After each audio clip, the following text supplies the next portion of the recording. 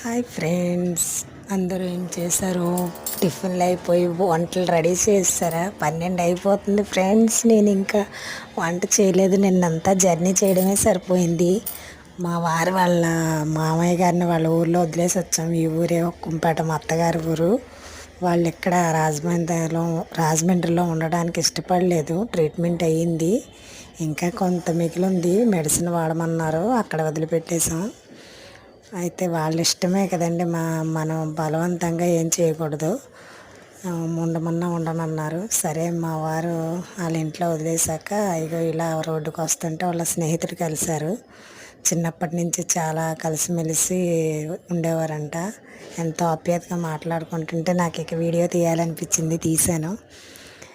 ఆస్తులు అంతస్తులు ఇంపార్టెంట్ కాదండి, కనపడగానే నిలబడి మాట్లాడేవాడే నిజమైన బంధువైన స్నేహమైనా. ఏమంటారు మరి?